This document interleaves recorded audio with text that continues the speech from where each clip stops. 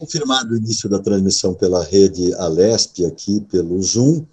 Havendo número regimental, declara aberta a 26ª reunião da Comissão Parlamentar de Inquérito, constituída pelo ato de número 24 de 2020, com a finalidade de apurar irregularidades nos contratos de quarteirização praticados nos convênios, parcerias, contratos de gestão e outros ajustes firmados pelo governo do Estado de São Paulo com o terceiro setor. Registro com muito prazer a presença dos nobres deputados e passo a fazer a chamada oral. Nobre deputada Janaína Pascoal. Presente, senhor presidente. Presente. Nobre deputado José Américo. Presente, senhor presidente. Presente. Nobre deputado Vinícius Camarinha. Presente, senhor presidente. Presente. Presente, nobre deputado Vinícius Camarinha. Nobre deputado Annalise Fernandes, feita a justificativa da sua não participação. Nobre deputado Thiago Auríquio.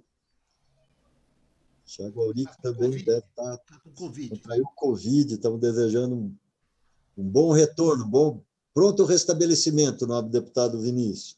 Deputado Thiago, deputado Wellington Moura e nobre deputado Sérgio Vitor. Presente, presidente. Presente o nobre deputado Sérgio Vitor, o nobre deputado Alex de Madureira e Edmir Chedi presente. Solicito à secretária a leitura da ata da reunião anterior. Pela ordem, presidente. Pela ordem, a nobre deputada Janaína Pascoal. Para requerer a dispensa da leitura, excelência. É regimental a solicitação de Vossa Excelência e com a concordância de todos está dispensada a leitura da ata da reunião anterior. Na ordem do dia, nós temos a apreciação de 3 requerimentos da pauta, item 1, 2 e 3. Então, eu vou ao item 1, requerimento datado de 10 de novembro de 2020. Pode, presidente. Pois não, excelência. Haja vista a reunião que fizemos antes de abrir a sessão, na qual o deputado requerente gentilmente decidiu, vamos dizer assim, desistir do requerimento de número 2, eu indago a Vossa Excelência se nós não podemos unir o 1 e o 2, o 3, né, e já fazer uma votação conjunta.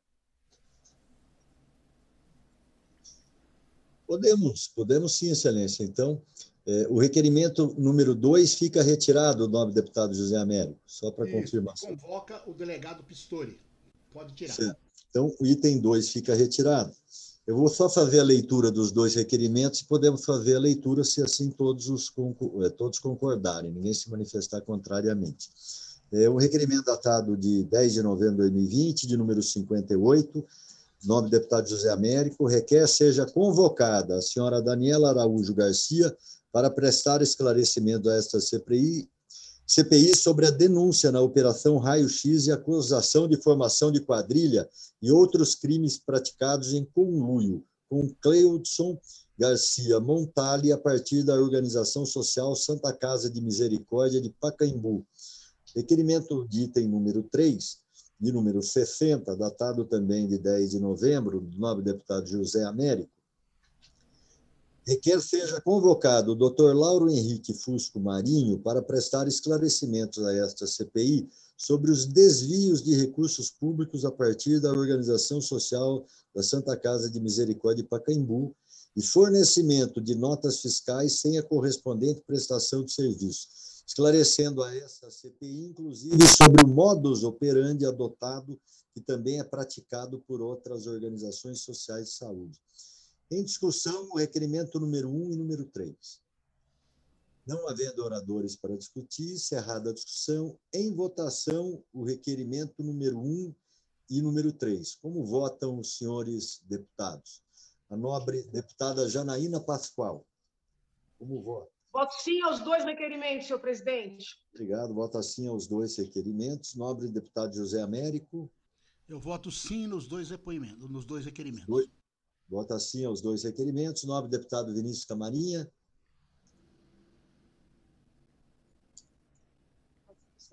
Nobre deputado nobre deputado Sérgio Vitor, como vota?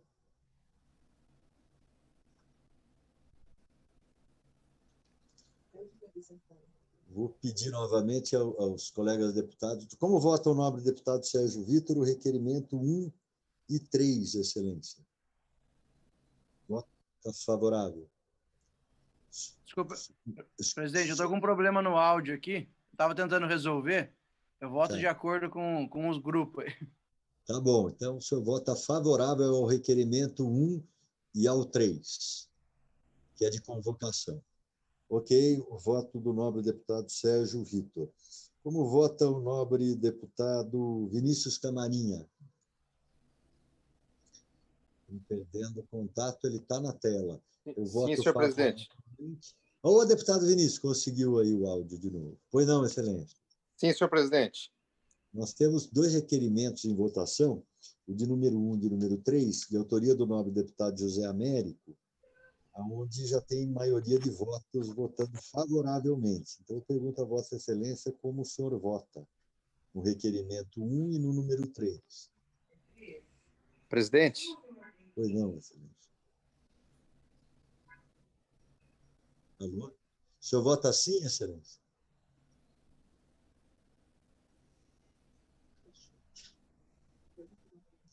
Nobre deputado Vinícius, o senhor nos ouve?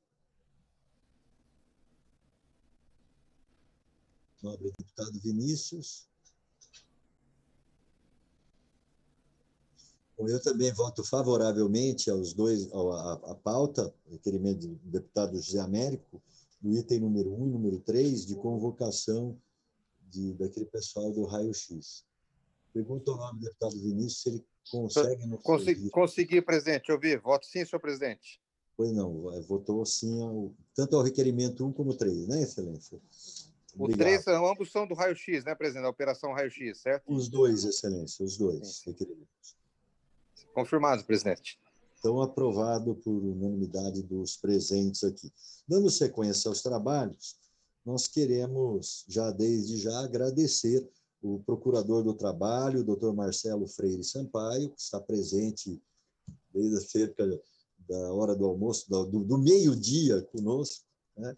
E ele é o representante regional da Coordenadoria Nacional de Combate a Irregularidades Trabalhistas na Administração Pública, e foi convidado a essa CPI com a finalidade de prestar informações sobre os assuntos afetos ao objeto desta CPI.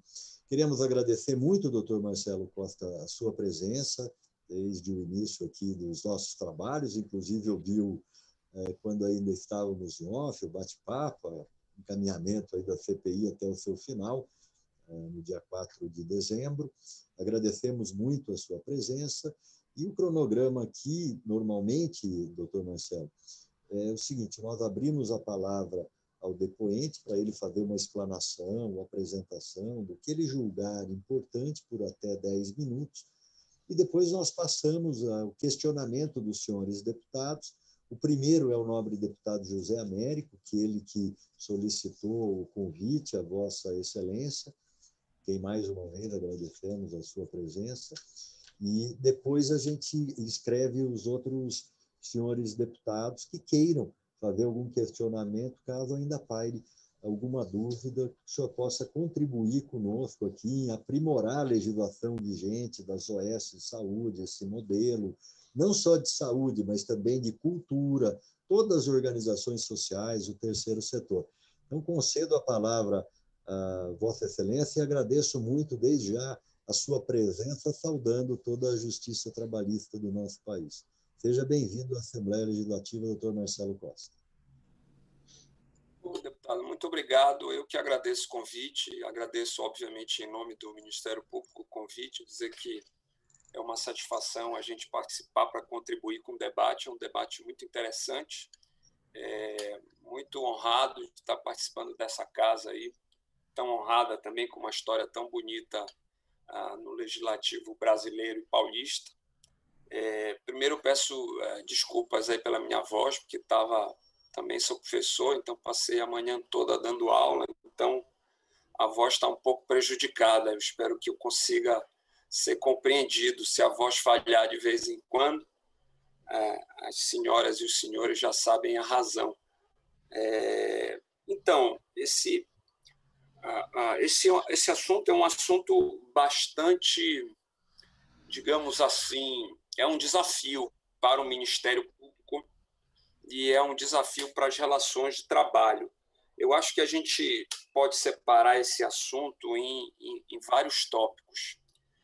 O primeiro tópico que eu gostaria de registrar, só lembrando que o Ministério Público do Trabalho é um ramo do Ministério Público que trata das relações de trabalho, obviamente, né?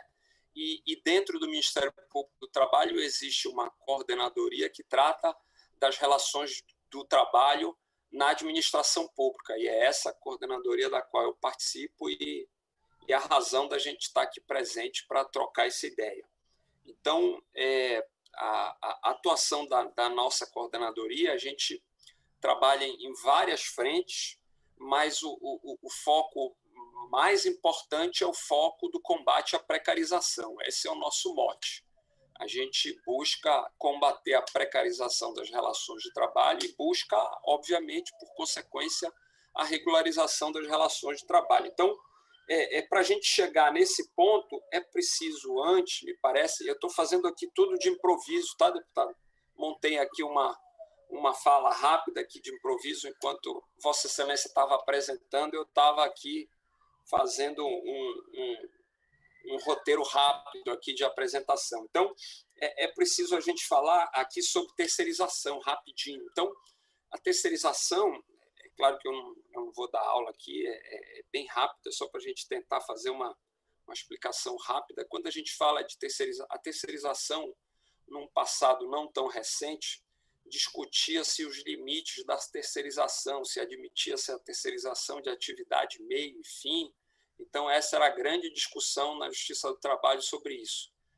Bom, aí veio uma que a gente chama de reforma trabalhista de 2017, que admitiu a terceirização de maneira ampla. E quando a gente fala dessas OS, essas atividades da OS, a gente está falando basicamente de terceirização. Então, essa terceirização, pela legislação, hoje é permitida de maneira ampla, então não se faz mais a distinção entre atividade, meio e fim, portanto, qualquer atividade pode ser terceirizada. É claro que essa autorização para terceirização não significa que não haverá controle por parte da administração pública. Também não significa que não haverá possível responsabilidade, que a gente chama de responsabilidade subsidiária, por parte da administração, por parte da administração pública, em caso de violações trabalhistas praticadas por esses entes que são contemplados com esses contratos de terceirização, e as OS é um exemplo disso. Então, a gente precisa dividir de duas maneiras. A primeira parte é a terceirização admitida em tese, e a segunda parte, não obstante essa autorização, existe o necessário controle por parte da administração pública, fiscalizando a realização desse contrato, e existe a possível responsabilidade subsidiária da administração pública caso esse contrato traga algum passivo trabalhista, e esse passivo trabalhista pode acabar sendo respondido pelo ente da administração pública. Então, isso é importante a gente explicar, porque o discurso da terceirização é um discurso muito fácil quando a gente fala só que ela é autorizada, inclusive, na administração pública. Ok, mas a gente não pode esquecer da ideia da responsabilização e a necessidade e a obrigação que o ente público tem de fiscalizar o cumprimento desse contrato, fiscalizar no sentido amplo da palavra. E aqui o que nos cabe dizer é a fiscalização das relações trabalhistas. Eu não sei se a voz está conseguindo sair bem aí, deputado. Tá. Esses eram os dois pontos que eu queria apresentar. O terceiro ponto, que envolve também o contrato de terceirização e já diretamente envolvendo as OS, esse modelo de gestão, esse modelo de relações laborais das OS que precisa ser fiscalizado e aperfeiçoado e corrigido tanto pela administração pública e corrigido quando essas denúncias também chegam ao Ministério Público do Trabalho. Queria dizer que, no meu ofício, eu tive algumas denúncias recentes envolvendo hospitais de campanha, questão de Covid, etc., que tem um modelo também de organização social e acabaram chegando notícias de fato envolvendo possíveis violações de relações de trabalho que a gente está apurando, o Ministério Público está apurando. Então, a última parte da fala é sobre um modelo de realização desses contratos, porque, como acho que até o deputado falou antes de começar no nosso bate-papo aqui, que os médicos eles são contratados como sócios, enfermeiros sócios também. Então, é preciso a gente fazer aqui, eu me permito até dizer o que eu falo em sala de aula e falo nas nossas audiências do Ministério Público, a gente não pode entortar a realidade. O sócio é o sócio e o empregado é o empregado. Pode parecer óbvio, mas às vezes não é tão óbvio assim. Então, aquele que é sócio tem uma relação horizontal entre os sócios, então não existe relação de subordinação. No momento que surge uma relação de subordinação, surge o chefe, e surge o enfermeiro empregado, e surge o médico empregado, que está sob o poder de subordinação, esta pessoa deixa de ser sócio e passa a ser empregado. É aí que a realidade é entortada. Não adianta a gente formalmente eleger essas pessoas como sócias quando, na verdade, existe uma gestão e essa gestão também existe esse corpo de empregados. Então, no momento que esses trabalhadores estão submetidos a um poder diretivo, eles, obviamente, não obstante serem formalmente sócios, passam a ser empregados, que me parece que acontece muito com a questão das enfermeiras, dos enfermeiros e das enfermeiras, né? Aqui no sentido amplo. Eles são admitidos, digamos assim, como sócios e, na verdade, as relações laborais mostram que eles são, de fato, empregados. Então, é aí que não se pode entortar a realidade, é aí que o Ministério Público passa a agir para tentar corrigir esse tipo de desvio. E esse tipo de desvio, reconhecendo o empregado como sócio, quando, na verdade, é empregado, acaba gerando um passivo trabalhista, porque este empregado, esta empregada, vai buscar seus direitos na Justiça do Trabalho e vai dizer, olha, na verdade, eu não era sócio, eu era empregado. E quem acaba respondendo por isso acaba caindo na ideia da responsabilidade subsidiária que a gente falou antes da administração pública. Então, é um contrato que precisa ser fiscalizado, como, obviamente, todos os contratos da administração pública o são.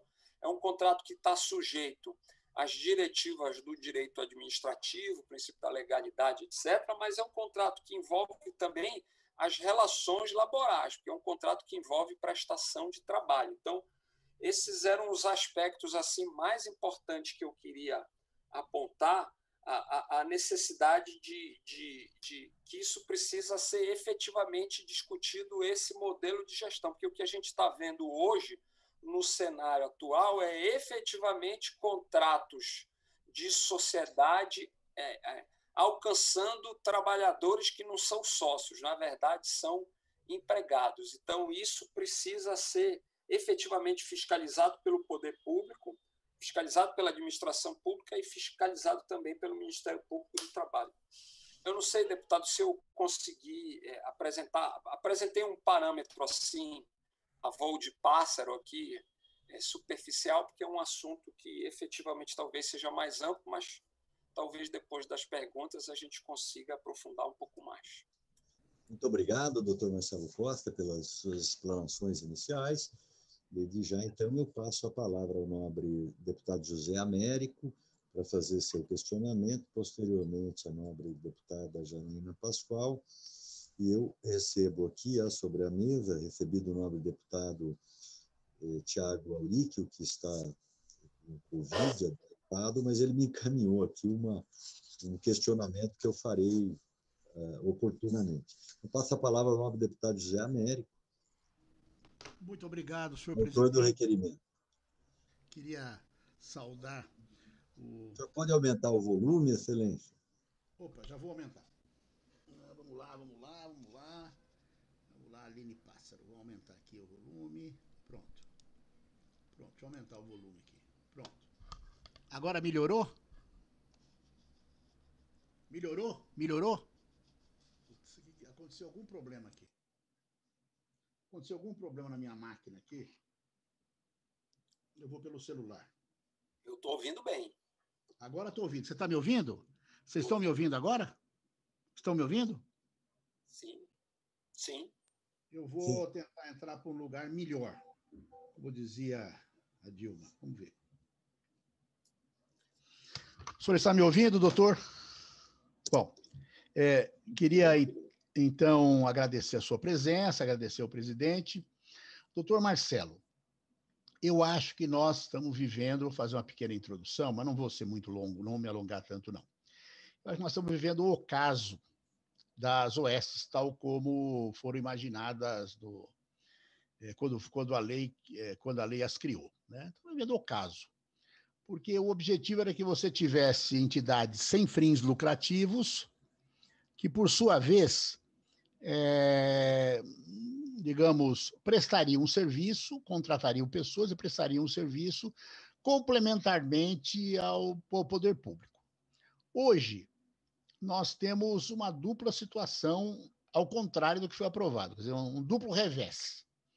O primeiro revés é que as OS, elas hoje não são mais complementares, elas substituem o poder público na prestação de serviços médicos, né, na área da saúde. Por exemplo, a cidade de São Paulo, o terceiro setor, não só OS, mas também os convênios, etc., são responsáveis por 70% do serviço de saúde. E o outro revés, doutor Marcelo, principalmente no estado de São Paulo, isso aí é mais diz respeito ao estado de São Paulo, onde 50% do serviço de saúde é prestado por OS, aproximadamente, temos o seguinte: as OS viraram intermediárias de empresas privadas que prestam serviço para a saúde. É isso. Então, essas OS que a gente fala aí, poucas oferecem qualquer tipo de serviço. Elas, na verdade, contratam empresas de médicos, contratam empresas de enfermeiros, contratam empresas que oferecem ambulância, contratam equipamentos do mercado, né, alugam o contrato, e é isso. A Secretaria da Saúde, é que as palavras em português às vezes não são tão fortes, né? Mas a Secretaria da Saúde é a coisa mais leniente do planeta, né? Eu acho que nem a Secretaria da Saúde da nossa nobre Coreia do Norte seria tão leniente quanto a Secretaria da Saúde de São Paulo. Ela não faz nada, deixa correr, deixa rolar, né? Então, você deve ter tido a denúncia já, né? E acho que precisa tomar providência, do caso escandaloso como é que chama? Do hospital de campanha, que a deputada Janaína, inclusive, de alguma forma participou da denúncia, muito corretamente, né?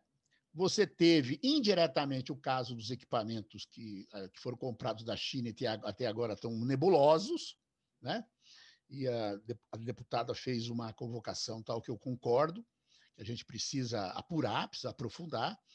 E segundo, no caso das duas OS, inclusive uma delas, que é a maior OS do estado de São Paulo e do Brasil, que é a SPDM, eles contrataram uma empresa que, por sua vez, ofereceu os médicos. 600 sócios, uma empresa de 600 sócios, nem a General Motors, nos seus bons momentos, tinha tudo isso de sócio. Então, isso chama-se gambiarra. Ou seja, burlaram a lei para sonegar impostos contra o Ministério Público e provavelmente jogar nas costas da prefeitura algum passivo trabalhista. Precisa ser tomada providência. A SPDM veio falar conosco, o senhor não imagina a petulância deles, entendeu? Eles não estão nem aí para isso. A lei permite, ponto final, né? Teve aquela outra OS que participou também, que foi muito criticada, mas ela participa do mesmo modelo da SPDM, né?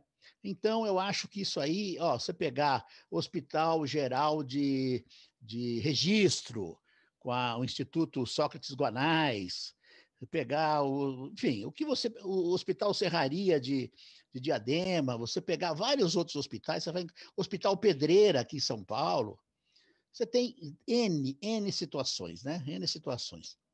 Então, onde o Hospital Geral de Carapicuíba, onde nós tivemos o caso da OS Pacaembu, né, ela também terceirizou tudo, né?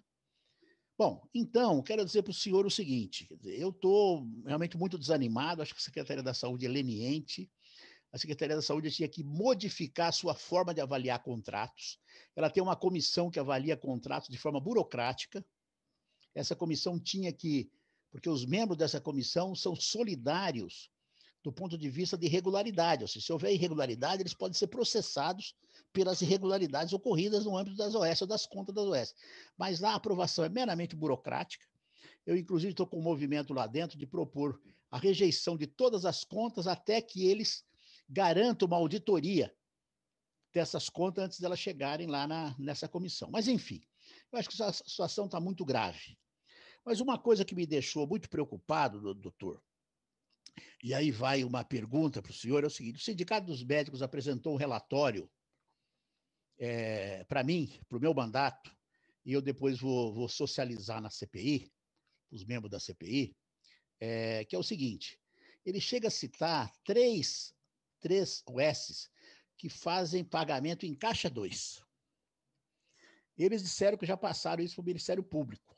Mas então, caixa 2, o sujeito vai lá e paga o plantão com dinheiro, em dinheiro. Isso é caixa 2. Se tem caixa 2, deve ter algum tipo de mamata lá dentro, né? Então, tem pelo menos 3 OS que fazem pagamentos em caixa 2.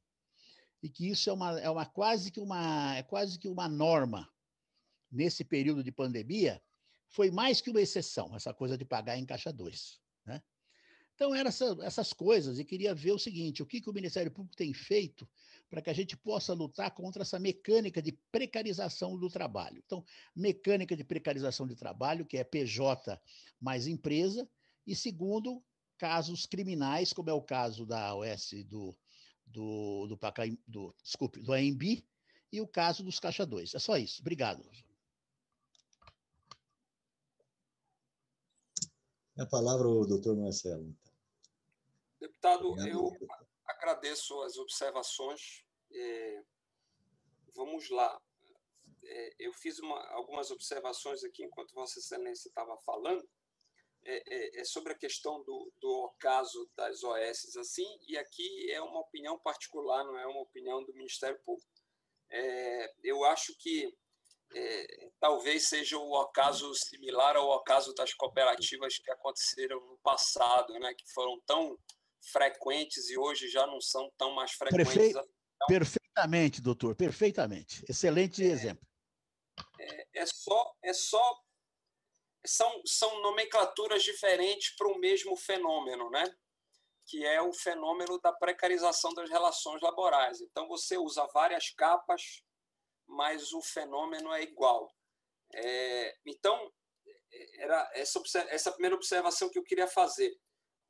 Vossa Excelência mencionou a questão, essa é uma questão muito relevante para a gente, a questão do Sindicato dos Médicos e o possível Caixa 2. Eu queria depois saber se essa denúncia foi encaminhada para o Ministério Público do Trabalho ou se foi encaminhada para outro ramo do Ministério Público. Porque se foi encaminhado para a gente, eu vou efetivamente buscar onde ela chegou. Eu não tenho certeza. Posso verificar, mas não tenho certeza.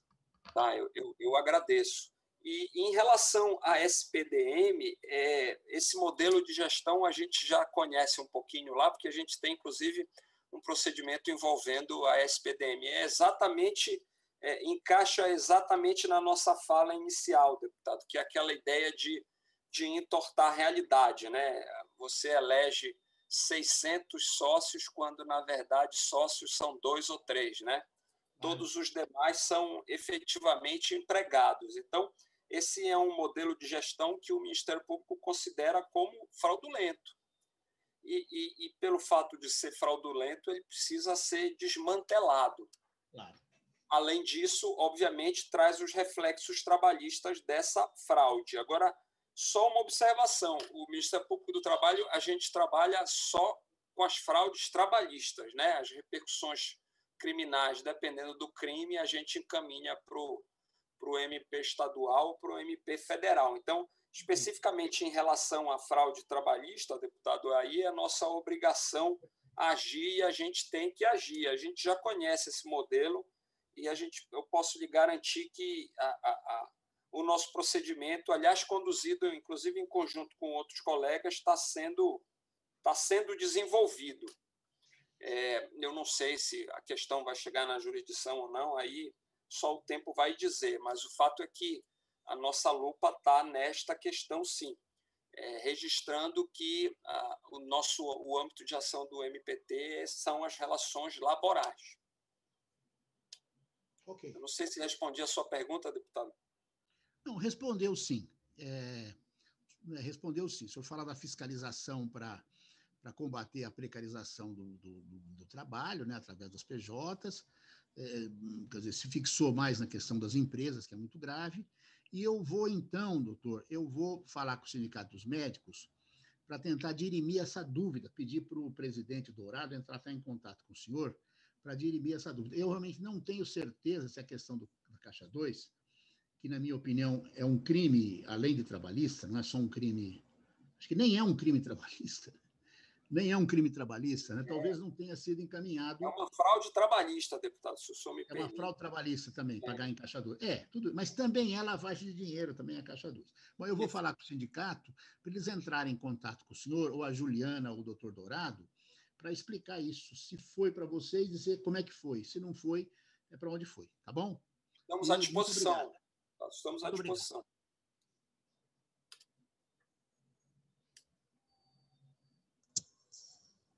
Bem, passo a palavra agora, inscrita a nobre deputada Janaína Pascoal. Obrigado, nobre. Obrigada, senhor presidente. Cumprimento novamente o professor Marcelo, agradecendo a participação. Professor, na explanação que o senhor fez inicialmente, o senhor utilizou uma palavra muito importante, que é a precarização. O senhor interpreta, né, não só como membro do Ministério Público, mas também como professor, precarização apenas como uma não observância das regras trabalhistas, ou a precarização também no substancialmente falando? E eu explico por quê.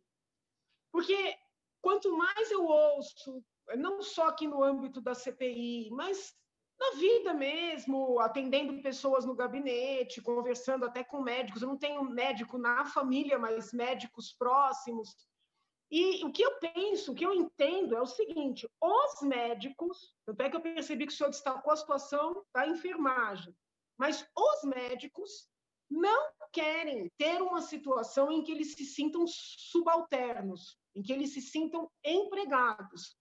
Eles gostam desse sentimento de autonomia, da possibilidade de negociar um plantão com uma entidade, outro plantão com outra.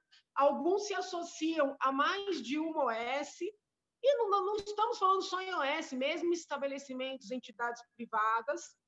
E uma das minhas críticas ao sistema de OS, professor, é que as remunerações são muito elevadas, muito superiores, em alguns casos, ao próprio teto constitucional. E o que eu ouço como resposta, quando eu levanto essa situação, é que um neurocirurgião de ponta, dependendo da especialidade, a pessoa não vai se submeter a ganhar o teto constitucional por mês. Então, eu não consigo ver, na categoria dos médicos, que esses contratos, que eles sejam precarização, sob o ponto de vista substancial. A situação dos enfermeiros, que tem uma remuneração diferenciada, que nem sempre conseguem estabelecer, vamos dizer assim, essas contratações com várias entidades, que é uma situação de menos liberdade, eu até compreendo, mas com relação aos médicos, e por isso que eu, antes de nós iniciarmos, relatei para o senhor que o próprio presidente do TCE chegou à conclusão de que esse é um dado da realidade, não naquela visão clássica de que as pessoas são, vamos dizer assim, exploradas, submetidas pela necessidade, mas porque a própria categoria prefere assim, né? Então, eu gostaria de ouvi-lo, se o senhor vislumbra também uma precarização, mesmo com profissionais bem remunerados, com profissionais que preferem essa forma de contratação, se é uma questão de formalidade, ou seja, de descumprimento de regra, se depois da reforma trabalhista, se o senhor responder que sim, se depois da reforma trabalhista não seria necessário, vamos dizer, abrandar um pouco esse raciocínio para trabalhar não com uma perspectiva formal, mas com uma perspectiva material. E eu fico preocupada que nós, por exemplo, e até é um ponto de divergência aqui na CPI, sempre respeitoso, mas que nós comecemos a acionar, né, o Estado, as entidades, por contratos que são firmados de acordo com o desejo das partes. E aí onerando o erário, né, criando situações que talvez as entidades, que pelo correto não deveriam ter fins lucrativos, algumas têm, outras não têm, mas se cumprem a lei, não deveriam ter, podem até parar suas atividades, né, impactando a própria saúde, entende? Então, eu gostaria de entender se essa primeira apresentação do senhor ela é numa perspectiva também material, não só formal de precarização. Não sei se eu fui clara. O tema é complexo, como o senhor mesmo antecipou. Claro. Bom, deputada e professora Janaína, pergunta complexa, vamos lá. Eu não sei se eu tenho um tempinho a mais para responder. Se Vossa Excelência me concede aí um tempinho a mais para responder, para eu fazer um panorama um pouco mais amplo aqui. Assim, quando a Vossa Excelência foi falando, eu fui anotando aqui, né? É o cacoete da academia. A precarização é um fenômeno amplo, né, histórico no direito do trabalho. Então, até nós falamos aqui com o deputado Zé Américo, nós falamos aqui de várias capas para um mesmo fenômeno, né? E aí a gente teve a capa das cooperativas no passado, mais recentemente a gente tem as capas das PJs, que na verdade não são PJs, e agora a gente tem um pouco da capa das OS, né? Então, o Instituto em si, se ele não for desvirtuado, ok. O problema é que, via de regra, tem desvios. E tinha desvios no passado com as cooperativas, tem desvios hoje com as PJs, e obviamente, que depois dessa introdução, é claro que a gente precisa dizer que a situação dos médicos e dos enfermeiros são diferentes, né? São categorias diferentes, são desejos diferentes, são capacidades econômicas diferentes, e óbvio que o Ministério Público precisa ter uma acessibilidade de enxergar isso de maneira diferente. Agora, devo dizer a Vossa Excelência que é claro que no Ministério Público a gente, assim como em todos os lugares, tem correntes e correntes. Eu posso me colocar, digamos, numa corrente mais moderada, que enxerga essas diferenças e consigo enxergar essa diferença nos institutos clássicos do direito do trabalho, quando a gente separa o trabalho autônomo da relação de emprego. Então, o médico, via de regra, ele busca o trabalho autônomo. Por quê? Porque ele tem várias fontes de renda, ele tem a capacidade econômica de ter mais liberdade para procurar várias atividades, várias fontes de renda. Então, obviamente, para ele não é lucrativo ele buscar uma relação de emprego clássica. Então, a gente precisa reconhecer isso. E, não obstante essa observação, deputada, existe também fraudes e desvios nesse cenário, porque a gente tem cenários, e eu posso lhe dizer, depois de mais de 20 anos de atuação na Justiça do Trabalho, que a gente tem cenários de médicos que buscam essa relação de emprego clássica. Ele quer ter um trabalho num determinado lugar, ele quer prestar atividade para aquele hospital específico ou para aquela instituição específica e quer ser empregado. E, não obstante, querem nomeá-lo como PJ, quando, na verdade, ele não é, porque ele preenche todos os requisitos da relação de emprego, que é a pessoalidade, a habitualidade, não eventualidade. Ele, de fato, é empregado. E, não obstante, as pessoas queiram nomeá-lo como PJ, né? Porque PJ é uma outra coisa, né? Quando você contrata uma PJ, você contrata o serviço, você não contrata a pessoa. Você contrata um serviço de informática, um serviço médico, você contrata um serviço de jornalismo, um serviço de comunicação social.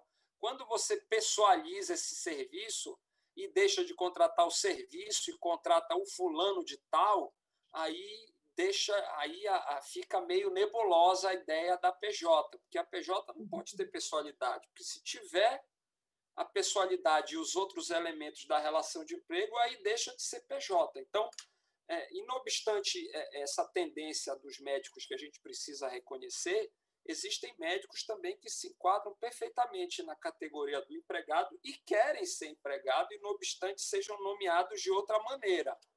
E isso acaba, e posso lhe dizer que já acompanhei várias reclamações trabalhistas de médicos que eram PJs e se sentiam empregados e foram buscar seus direitos na Justiça do Trabalho e, obviamente, a Justiça do Trabalho reconheceu, porque é a realidade, né? A gente não pode efetivamente entortar a realidade. Então, são cenários diferentes, deputado. Eu não sei se eu consegui deixar claro, mas é isso. E nessa atividade das OS, a gente há de reconhecer que, de fato, a tendência é esses médicos trabalharem para vários, não tem problema nenhum. Agora, no momento em que este médico começa a se pessoalizar com uma determinada OS e começa a efetivamente se transformar na realidade em empregado, ele precisa ser reconhecido como empregado, não como sócio. Se ele tiver um chefe, se ele tiver jornada de trabalho, muitos até assinam ponto. Então, a gente precisa reconhecer essas particularidades também, e, não obstante, a regra geral é essa autonomia, deputado. Muito obrigada, muito obrigada.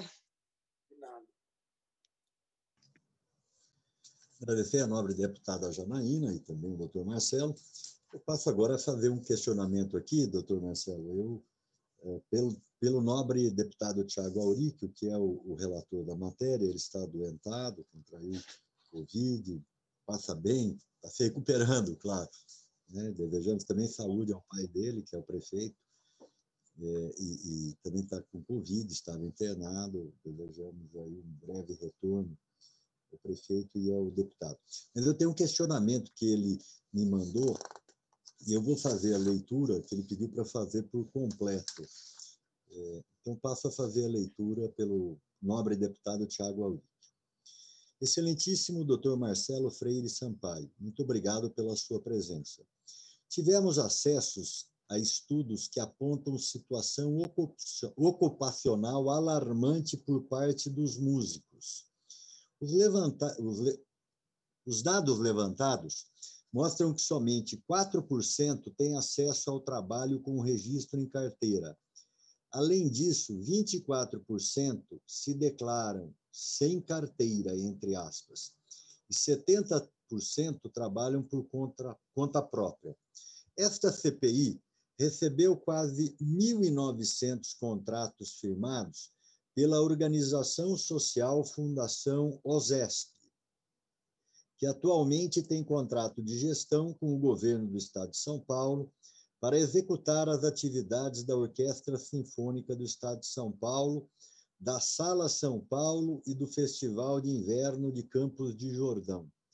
Neste contrato, a Fundação OSESP prestou o compromisso de contratar pessoal necessário para a execução dessas atividades.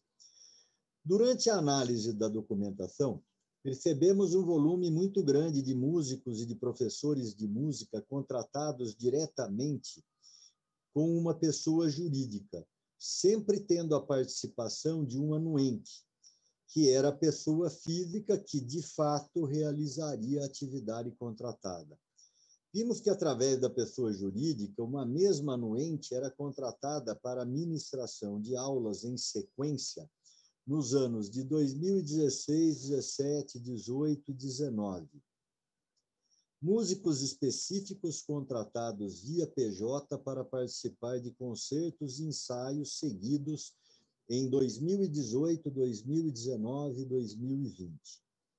Esses contratos deixavam claro uma série de obrigações diretamente aos anuentes, como ministrar as aulas acordadas nos moldes, condições e horários estipulados, não conceder entrevista a órgão de imprensa falada, escrita e televisiva sem autorização prévia e expressa da Fundação OSESP, atentar para o uso de trajes adequados para o exercício da atividade e não agendar outro compromisso em São Paulo no dia da realização dos concertos, ensaios e aulas, dentre outras obrigações. Apesar disso, esses contratos também diziam claramente que não havia qualquer vínculo empregatício entre a Fundação OSESP e a pessoa jurídica contratada ou anuente, correndo por conta exclusiva da pessoa jurídica contratada todos os encargos decorrentes da legislação vigente, sejam trabalhistas, civis, comerciais, previdenciários, tributários, securitários ou de qualquer outra natureza. A leitura das cláusulas desses contratos leva a crer, em uma primeira análise, que a Fundação OSESP tinha, na verdade, interesse na contratação pessoal dos anuentes, e não na contratação das pessoas jurídicas que firmaram o contrato. Os profissionais eram contratados periodicamente, ano após ano, pela Fundação OSESP, e a eles eram impostas exigências detalhadas, aparentemente dentro de uma ideia de subordinação.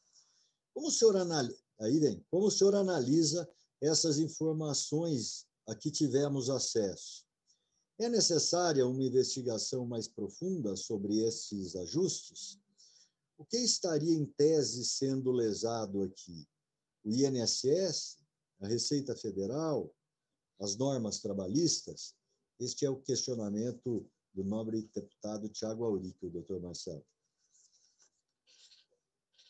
Se eu puder. Ok, eu não ouvi o nome do deputado, do nobre deputado que fez a pergunta.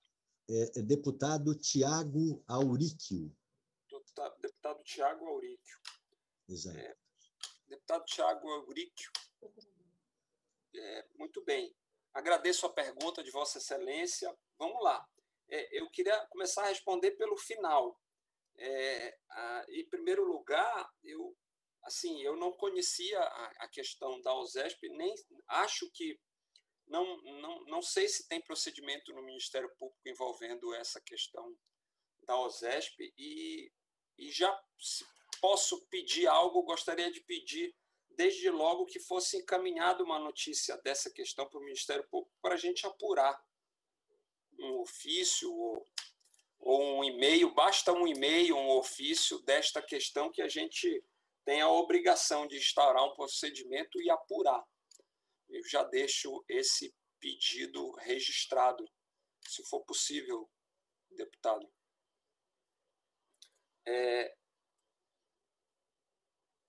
Eu não ouvi Vamos encaminhar a Vossa Excelência todo esse levantamento que o nobre deputado Auric fez para que o senhor faça a avaliação. Agradeço demais. E quando chegar o ofício, nós vamos instaurar um procedimento para apurar. A pergunta já traz uma série de elementos para a resposta, né? É óbvio que aqui a gente tem que estudar efetivamente a realidade, né?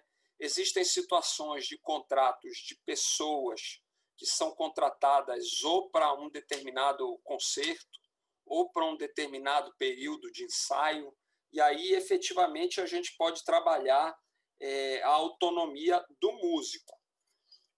Acho que, ainda assim, esse tipo de contratação não tem que ser feito por PJ. Essa contratação tem que ser feito na pessoa física do músico, com os pagamentos necessários e vinculados a esse tipo de contratação autônoma. Agora, me parece que a questão mais importante aí, mais relevante, é o contrato desses músicos como PJ e sendo caracterizados, de acordo com o que foi relatado, efetivamente como empregado, porque são músicos que estão lá há muito tempo, né, que prestam serviços há muito tempo, são músicos que estão submetidos a uma organização hierárquica, né, e são músicos que recebem salários. Então, a gente está, obviamente e claramente, diante de elementos que configuram relação de emprego. Então, e aí, aqui eu já dou a minha opinião particular. Exigir que essas pessoas sejam pessoas jurídicas é desvirtuar a realidade, porque, na verdade, eles são efetivamente empregados, né?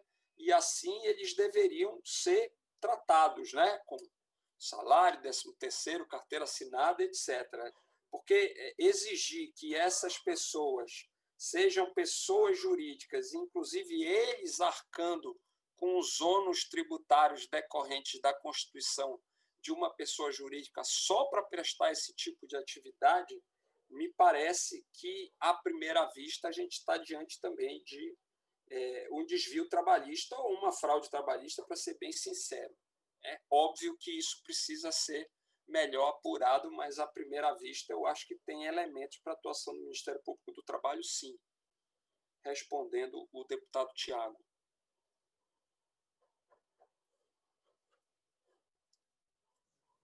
Muito bem, doutor. Muitíssimo obrigado. Eu também tenho um questionamento a fazer a Vossa Excelência. Temos o caso de uma empresa chamada OGS Saúde, que atuou no hospital de campanha do Anhembi durante a pandemia. O diretor dessa empresa, inclusive, prestou depoimento aqui nesta CPI, e nós verificamos aqui que essa empresa transformou em sócios 660 médicos, que na prática eram funcionários dela, na verdade. O que é possível fazer em relação a isso? Quais as consequências disso na avaliação do senhor para o serviço público? Isso é um novo modelo que vai poder ser utilizado? Eu até falava, um escritório de advocacia tem lá não sei quantos sócios também, que talvez seja mais ou menos o mesmo modelo que essa empresa, que é contratada por uma OS, presta serviço para uma OS, cobra,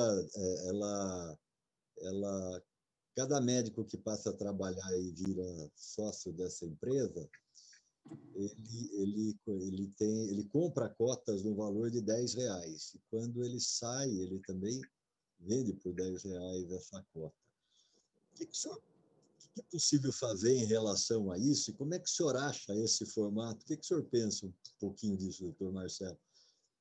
Pois não, deputado. O senhor já tinha tido conhecimento disso também? Especificamente nesse caso da OGS, eu não conhecia, não. Eu conheço o modelo, que é o modelo similar também, salvo engano, a da SPDM. Salvo engano, é um modelo parecido. Então, deputado, a gente cai ainda na mesma resposta, nas respostas anteriores. E me parece que, obviamente, não é possível uma empresa desse porte ter 600 sócios, né? Então, seria possível se todos efetivamente estivessem todos na linha de comando, né? Se tivessem 600 pessoas comandando, gerindo a empresa, ok, mas me parece que não é essa a situação, né? Principalmente porque a cota é simbólica, né? A cota de ingresso e a cota de saída é simbólica, mais um dos aspectos que a gente precisa avaliar para chegar na fraude. E aí... Desculpa, doutor Marcelo, talvez seja uma SA, né? Pois é, exatamente. Se fosse uma SA, se fosse uma SA, tudo bem, né, deputado? Mas não é, me parece que não é o caso, né? E aí tem duas consequências. Aí me parece que é um desvio do contrato, que a administração pública tem que agir, porque se é um desvio do contrato, a administração pública pode, inclusive, aplicar penalidade, as penalidades do contrato administrativo quando uma das partes não cumpre. Então, a administração pode punir, chegando, inclusive, à rescisão do contrato. Isso é o âmbito administrativo da questão. E no âmbito trabalhista, o Ministério Público do Trabalho pode ou sugerir a subscrição de um termo de compromisso para que a empresa se adeque à legislação laboral, ou, caso não haja a concordância na subscrição de um termo de compromisso, aí o Ministério Público do Trabalho, via de regra, ingressa com ações coletivas para tentar corrigir esses desvios. Deputado, eu só estou falando assim de maneira genérica, deputado, porque eu não conheço efetivamente os meandros do caso específico. Eu estou falando de maneira genérica, pode ser que se encaixe aí no exemplo que Vossa Excelência apresentou. Muito bem, doutor Marcelo. Nós vamos encaminhar ao senhor tudo que nós temos aqui para o senhor fazer uma avaliação, uma contribuição desta CPI também. Eu pergunto se os senhores deputados têm mais algum questionamento a fazer ao doutor Marcelo. Só tenho, pela ordem, senhor presidente. Pois não, nobre deputado Zé Américo.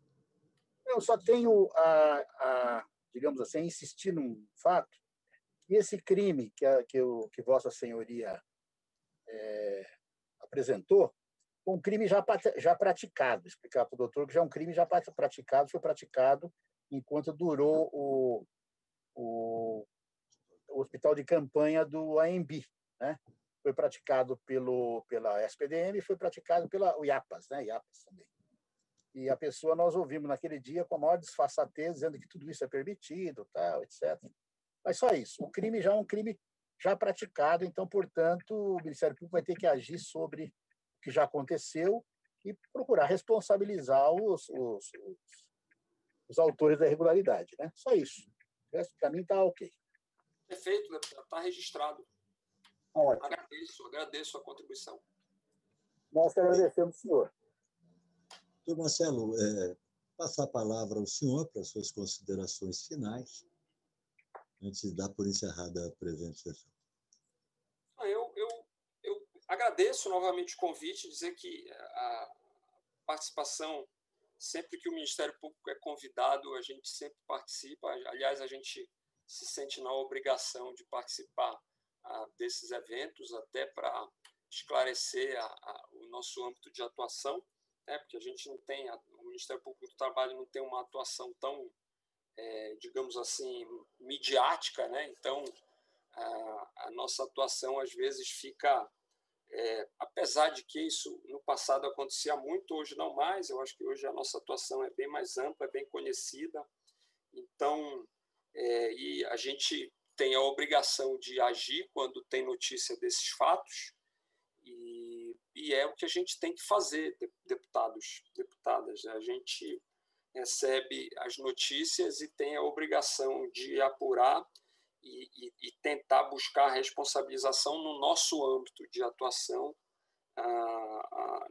dos desvios laborais que são eventualmente praticados e, via de regra, também dando notícia para a administração, para que a administração pública também cumpra o seu papel de fiscalização e coordenadora e gestora desses contratos, porque, obviamente, o papel da administração pública também é muito importante, principalmente considerando que os reflexos, os passivos criados desses contratos, eles descambam para a administração pública e o dinheiro público, o orçamento público tem que arcar com esse tipo de questão. Então, são questões que precisam ser efetivamente fiscalizadas pela administração pública, fora, obviamente, os aspectos penais e que desbordam desse fato, que também precisam ser apurados.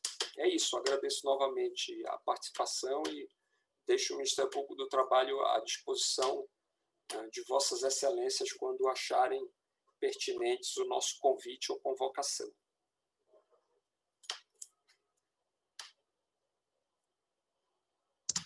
Muitíssimo obrigado, doutor Marcelo Costa, pela sua presença, que é o coordenador do Ministério Público do Trabalho aqui no estado de São Paulo. É uma coordenadoria nacional de combate a irregularidades trabalhistas. Obrigado pela sua participação, trazendo as informações, como pensa o Ministério Público do Trabalho, quanto às fraudes, inclusive. E nós vamos encaminhar toda essa documentação a Vossa Excelência, para que Vossa Excelência tome as providências da Justiça do Trabalho. Muitíssimo obrigado, mais uma vez, pela sua presença aqui. Sucesso aí na sua caminhada. Saúde. Saúde. Boa recuperação da saúde. Muito obrigado. Boa tarde a todos. Obrigado. Muito obrigado. Antes de dar e finalizar os trabalhos aqui, eu queria dar ciência aos senhores deputados, até bom que o doutor Marcelo Costa nos ouve. Recebemos na tarde de ontem uma denúncia que chegou por correio aqui na Assembleia Legislativa, ontem à tardezinha. Eu estou comunicando às senhoras e senhores deputados e vamos encaminhar rapidamente isso aos senhores. É sobre a SPDM. Dentre as denúncias tem um histórico, são várias páginas, tá? Onde a SPDM, dívidas milionárias, salários e regalias de marajás pagas com dinheiro público. Então, tem olerite da diretoria, no valor de R$ 89.289 de salário para um diretor. Temos aqui também dizendo que pessoas recebem recursos de uma forma não correta, gente do governo, e também uma coisa que ele diz ser uma organização criminosa com recursos públicos, e traz também algo que causou espécie aqui, uma preocupação muito grande. A gente vai debatendo esse assunto e a gente vai vendo se isso é realidade. A gente também tem que fazer uma reavaliação de um empréstimo que a SPDM fez junto ao Banco Bradesco. Tem cópia do contrato aqui. Nós temos que avaliar se tudo isso realmente existe, né? Mas é um empréstimo no valor de 145 milhões de reais, com pagamento de 0,98% de juros ao mês, uma contraprestação de 120 meses e para custear a administração de hospitais públicos. Mais de R$ 1 milhão de juros mensais está se pagando. Um administrador deu um terreno de 30 milhões em garantia, mais ou menos, e o restante é o contrato com o governo, que é a garantia de pagamento a esse banco. Então, imagine os senhores, se isso for real, OS de saúde fazendo empréstimos em bancos e dando o contrato, que é uma parceria, em garantia para bancos. Eu vou encaminhar a todos os senhores, senhoras e senhores deputados, tornar público. Vou encaminhar também ao doutor Marcelo aí, porque diz respeito também a um salário superior àquilo que a legislação determina.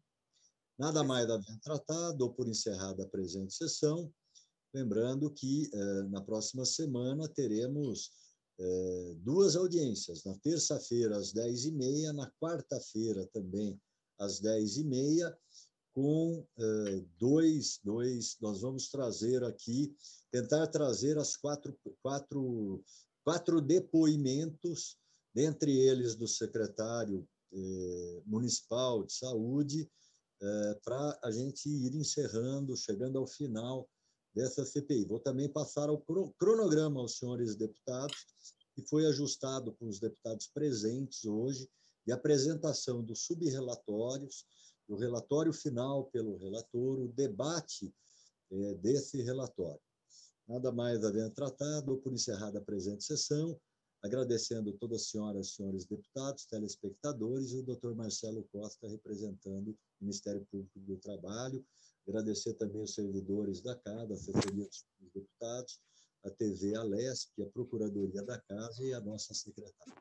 Um grande abraço a todos.